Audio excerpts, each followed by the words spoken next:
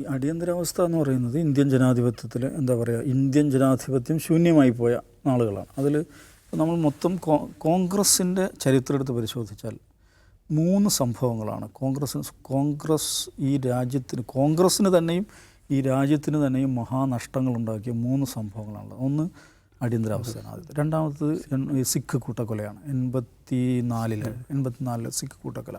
പിന്നെ ബാബരി മസ്ജിദ് തകർക്കൽ. ഈ 3 സംഭവങ്ങളും ഇന്ത്യയുടെ ഭാഗധേയത്തെ, ദ ഡെസ്റ്റിനി ഓഫ് ഇന്ത്യ, അതേപോലെ കോൺഗ്രസിൻ്റെ ഭാഗധേയത്തെ വലിയ തോതിൽ മാറ്റിമറിച്ച് കളയുന്ന സംഭവങ്ങളാണ്. അടിയന്തരാവസ്ഥ എന്തിനാണ് പ്രഖ്യാപിച്ചതെന്ന് ചോദിച്ചാൽ, ഇന്ദിരാഗാന്ധിക്കെതിരെ ഒരു ഇലക്ഷൻ കേസ് വരുന്നു, അതിൽ അവർ പരാജയപ്പെടുന്നു, അവരുടെ അധികാരം തകർക്കപ്പെടും എന്നുള്ള. അപ്പോൾ അതിൽ അടിയന്തരാവസ്ഥ ചെയ്തിട്ടുള്ള ഏറ്റവും വലിയൊരു ദുരന്തം എന്താണെന്ന് ചോദിച്ചിട്ടുണ്ടെങ്കിൽ, ഈ പറയുന്ന ഇന്ന് ഫാസിസ്റ്റ് ഫോഴ്സ് എന്ന് പറയുന്ന, അല്ലെങ്കിൽ സംഘ് പരിവാർ എന്ന് പറയുന്ന ആ ഫോഴ്സ് ഇന്ത്യൻ രാഷ്ട്രീയത്തിൻ്റെ ഓരങ്ങളിൽ, പെരിഫറിയിൽ നിന്നിരുന്ന RSSനെ ഇന്ത്യൻ രാഷ്ട്രീയത്തിൻ്റെ കേന്ദ്രസ്ഥാനത്തേക്ക് കൊണ്ടുവന്നു അടിയന്തരാവസ്ഥയ്ക്കെതിരെ ഏറ്റവും ശക്തമായി പ്രതികരിച്ചത്, പ്രവർത്തിച്ചത്, അടിത്തട്ടിൽ സംഘാടനം നടത്തിയ ആരാന്ന് ചോദിച്ചാൽ RSS ആണ്. അതിലൊരു സംശയമില്ല. RSSും അനുബന്ധ സംഘടനകളുമാണ്. ഇപ്പോൾ അടിയന്തരാവസ്ഥ കാലത്ത് CPI കോൺഗ്രസിൻ്റെ കൂടെയായിരുന്നല്ലോ, അടിയന്തരാവസ്ഥയ്ക്ക് ഒപ്പമായിരുന്നു. അന്ന് CPI അതിന് കൊടുത്തിരുന്ന വ്യാഖ്യാനം എന്തായിരുന്നു അറിയോ, ന്യായീകരണം എന്തായിരുന്നു അറിയോ, ഈ ഇമ്പീരിയലിസ്റ്റ് ഫാസിസ്റ്റ് ഫോഴ്സസ് അവരെ തടയാൻ ഇതേ വഴിയുള്ളൂ എന്നുള്ളതാണ്. അപ്പോൾ ആ സ്റ്റേറ്റ്മെൻറ്റിലൊരു ശരിയുണ്ട്. എന്താണെന്ന് വെച്ചിട്ടുണ്ടെങ്കിൽ, ഈ ഫാസിസ്റ്റ് ഫോഴ്സ് എന്ന് പറയുന്ന RSS, ഇപ്പോൾ JP മൂവ്മെൻറ്റ്, എന്താണ് സമ്പൂർണ്ണ വിപ്ലവം, സമ്പൂർണ്ണ ക്രാന്തി എന്നൊക്കെ പറഞ്ഞിട്ട് വരുന്ന സംഗതികൾ, അത് പ്രത്യക്ഷത്തിൽ അതിൽ CPIയുടെ എന്താ പറയുക, ആ കാഴ്ചപ്പാട് നമ്മൾ അംഗീകരിക്കണം കേട്ടോ. കാരണം ഈ അണ്ണാ ഹസാരെ മൂവ്മെൻറ്റ് വരുമ്പോൾ പൊതുവെ എല്ലാവരും എന്താ കരുതിയിരുന്നത്, ഭയങ്കര എന്തോ ഒരു അഴിമതി വിരുദ്ധ പ്രസ്ഥാനമായിരുന്നു, സംഭവമാണ് എന്നൊക്കെ വിചാരിച്ച് സകല കോളേജ് കുട്ടികളൊക്കെ കൂടി ഈ ക്ലബ്ബുകളൊക്കെ അതിന് പിന്തുണയൊക്കെ പ്രഖ്യാപിക്കുന്നൊരവസ്ഥ നമ്മൾ കണ്ടില്ലേ. അത് യഥാർത്ഥത്തിൽ RSS എന്താണ്, അഴിമതി വിരുദ്ധതയുടെ മറവിൽ സംഘപരിവാർ പിന്നിൽ നിന്ന് സ്പോൺസർ ചെയ്തൊരു ഇവൻ്റായിരുന്നു, ഒരു പ്രോജക്റ്റായിരുന്നു, ഒരു ഡിസൈനാണെന്ന് പിന്നെയാണ് നമ്മൾ തിരിച്ചറിയുന്നത്. ഇതേ ഒരു സംഗതി യഥാർത്ഥത്തിൽ ഈ സമ്പൂർണ്ണ ക്രാന്തി JP മൂവ്മെൻറ്റുമായി ബന്ധപ്പെട്ടുണ്ട്. അതന്ന് നിഷ്കളങ്കർക്ക് തിരിച്ചറിയാൻ പറ്റിയില്ല. പക്ഷേ CPI അടിയന്തരാവസ്ഥ അനുകൂലിച്ച് എടുത്ത തീരുമാനം, അവർ ന്യായം പറയുന്നത് ഫാസിസ്റ്റ് ഫോഴ്സിനെ ചെറുക്കാൻ ഇതേ വഴിയുള്ളെന്നാണ്. അപ്പോൾ അടിയന്തരാവസ്ഥയുടെ നിഷ്ഠൂരതകൾ, അതിക്രൂരതകൾ, ഇപ്പം എന്താണല്ലോ BN സിൻഹ അതിനെക്കുറിച്ച് എഴുതിയിട്ടുണ്ട്. തുർക്കുമാൻ ഗേറ്റിൽ നടന്ന കൂട്ടക്കൊലയെക്കുറിച്ച് ലോകത്തിലെ തന്നെ ഏറ്റവും ഭീകരമായ മാൻ മെയ്ഡ് ട്രാജഡി എന്നാണ് അദ്ദേഹം അതിനെക്കുറിച്ച് പറയുന്നത്. ഈ പറയുന്ന തുർക്കുമാൻ ഗേറ്റിൽ നടന്ന ചേരി ഒഴിപ്പിക്കലും കൂട്ടക്കൊലകൾ, നിർബന്ധിത വന്ധ്യകരണം, ജനാധിപത്യത്തിൻ്റെ തരുമ്പോൾ അതിക്രൂരമായ സ്വേച്ഛാധിപത്യം നടപ്പിലാക്കപ്പെട്ടിട്ടുണ്ട്. പക്ഷേ അതേസമയം കാണേണ്ട ഒരു കാര്യം എന്ന് വെച്ചിട്ടുണ്ടെങ്കിൽ, അതിനെ എതിർത്തുകൊണ്ട് രംഗത്ത് വന്ന് ഇന്ത്യൻ രാഷ്ട്രീയത്തിൻ്റെ മുഖ്യധാരയിലേക്ക് പ്രവേശിക്കുവാൻ, അതിലൂടെ അധികാരസ്ഥാനങ്ങളെത്തുവാൻ. നോക്കൂ, അടിയന്തരാവസ്ഥയ്ക്ക് ശേഷമാണ് അടൽ ബിഹാരി വാജ്പേയി വിദേശകാര്യമന്ത്രിയാവുന്നത്, ലാൽകൃഷ്ണ അഡ്വാനി പ്രക്ഷേപണ വകുപ്പ് മന്ത്രിയാവുന്നത്. എങ്ങനെ അത് സാധിച്ചു? അടിയന്തരാവസ്ഥ കാലത്ത് ജനാധിപത്യത്തെ സംരക്ഷിക്കുവാൻ ഞങ്ങളാണുള്ളത് എന്ന പ്രതീതി സൃഷ്ടിക്കാനല്ല, ആ നിലക്ക് അവർക്ക് മുഖ്യധാരയിലേക്ക് വരാനുള്ള അവസരം ഉണ്ടായിട്ടുണ്ട്. അതുകൊണ്ട് ഇന്ത്യൻ രാഷ്ട്രീയത്തിൽ, ഇന്ത്യൻ ചരിത്രത്തിൽ തന്നെ ഒരു ഡാർക്ക് ഏജ് ആണത്. പക്ഷേ പ്രശ്നം എന്താണെന്ന് വെച്ചാൽ, കോൺഗ്രസ് പിന്നീട് സോണിയാഗാന്ധി അതേക്കുറിച്ച് ഒരു മിസ്റ്റേക്ക് ആയിരുന്നു എന്ന് പറഞ്ഞിട്ടുണ്ട്. രാഹുൽ ഗാന്ധി ഒരു പ്രസംഗത്തിൽ അതേക്കുറിച്ച് പറയുന്നുണ്ട്. ജയറാം രമേശ് പറഞ്ഞിട്ടുണ്ട്. പ്രണബ് മുഖർജി പറഞ്ഞിട്ടുണ്ട്. പക്ഷേ കോൺഗ്രസ് ഔദ്യോഗികമായിട്ടൊരു ഒഫീഷ്യൽ അപ്പോളജി, ഇപ്പം ഈ കത്തോലിക്ക പോപ്പുമാർ ഇടയ്ക്കിടയ്ക്ക് അപ്പോളജി ഇറക്കാറുണ്ട് ഈ ലൈംഗിക കുറ്റകൃത്യങ്ങളുടെ പേര്. അതൊരു ഡോക്യുമെൻ്റായിട്ട് തന്നെ അപ്പോളജി ഇറക്കും. അതേപോലെ ഞാൻ പറയുന്നത് ഒരു ഡോക്യുമെൻറ്റഡ് ഒഫീഷ്യൽ അപ്പോളജി കോൺഗ്രസ് നടത്തണം. 3 കാര്യത്തിൽ കോൺഗ്രസ് നടത്തണം.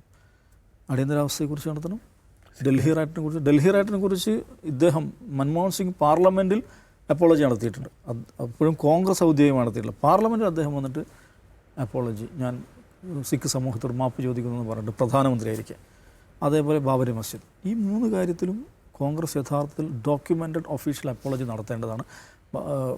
ഈ സിഖ് കൂട്ടക്കൊലയുടെ കാര്യത്തിലും എമർജൻസിയുടെ കാര്യത്തിലും നടത്തുന്നതിനെ കുറിച്ച് അവർ ചിലപ്പോൾ ആലോചിക്കുമായിരിക്കും. പക്ഷേ ബാബരി മസ്ജിദിനെ കുറിച്ച് അവർ മിണ്ടില്ല, അത് വേറെ വിഷയം. അപ്പോൾ അത് ആ ഒരു അപ്പോളജി രജിസ്റ്റർ ചെയ്യണം. അല്ലെങ്കിൽ എന്താ സംഭവിക്കാമെന്നറിയാം. ഇപ്പോൾ എന്താണ് ഇന്നത്തെ ഈ ദിവസം BJP അല്ലെങ്കിൽ കേന്ദ്ര സർക്കാർ എന്തായിട്ട് ആചരിക്കുന്ന അറിയാം, എന്താണ് സംവിധാൻ സംവിധാൻ ഹത്യാ ദിവസ്, ഈ ഭരണഘടന കൊന്ന ദിവസമായിട്ട് അവരൊക്കെ ആചരിക്കാൻ സാധിക്കുന്നു. ആ ഒരു എന്താ പറയുക, ഒരു നെററ്റീവിൻ്റെ കാര്യത്തിൽ ആ ഒരു അപ്പർ ഹാൻഡ് അവർക്ക് എടുക്കാൻ പറ്റുന്നുണ്ട്. കാരണം അത് വസ്തുതയാണ്. അടിയന്തരാവസ്ഥ ഉണ്ടായിരുന്നു എന്നുള്ളൊരു വസ്തുതയാണ്.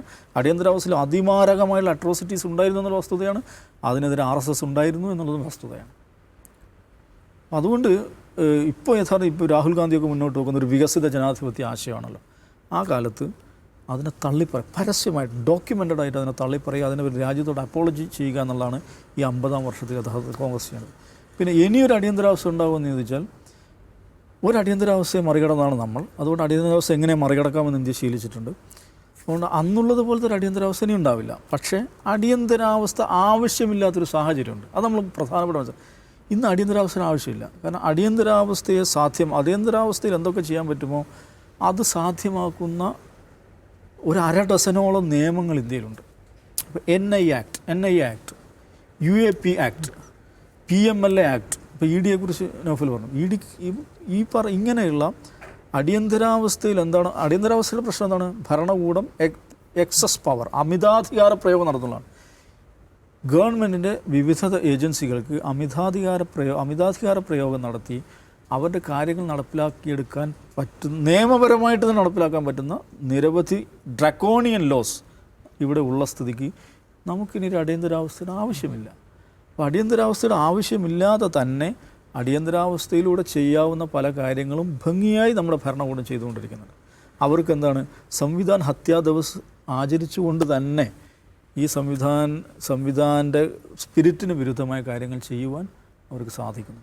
അതുകൊണ്ട് അടിയന്തരാവസ്ഥക്കെതിരായ ഓർമ്മ ദിവസത്തിൽ നമ്മൾ ഓർക്കേണ്ട 2 കാര്യങ്ങൾ ഇതാണ്. ഈ അടിയന്തരാവസ്ഥയിൽ പ്രവർത്തിക്കുന്നത് പോലെ പ്രവർത്തിക്കുന്ന ഈ ഭരണകൂടം അല്ലെങ്കിൽ വിവിധ തരം നിയമങ്ങൾ, ഈ നിയമങ്ങൾ പലതും BJP കൊണ്ടുവന്ന നിയമങ്ങളല്ല കേട്ടോ, അതും കൂടെ മനസ്സിലാക്കണം. നേരത്തെ ഉള്ള നിയമങ്ങളാണ്. പലതും കോൺഗ്രസ് ഭരിക്കുമ്പോണ്ടായ നിയമങ്ങളാണ്. അതിനെ അവർ അതിൻ്റെ മാക്സിമത്തിൽ ഉപയോഗിക്കുകയാണ് ചെയ്യുന്നത്. പിന്നെ ഉള്ളത് ഇതാണ് കോൺഗ്രസിൻ്റെ അപ്പോളജി. ഈ 2 കാര്യങ്ങളാണ് നടക്കേണ്ടത്. അതിലേറ്റവും പ്രധാനം കോൺഗ്രസ്സിന് ഈ പറയുന്ന അവരെ രാഷ്ട്രീയ പ്രതിരോധത്തിലാക്കുന്ന BJPയുടെ ഈ പ്രചാരണത്തെ മറികടക്കാൻ ഇതേ വഴിയുള്ളൂ. ഒരു ഒഫീഷ്യൽ അപ്പോളജി രാജ്യത്തോട്, സമൂഹത്തോട്, ലോകത്തോട് നടത്തുക.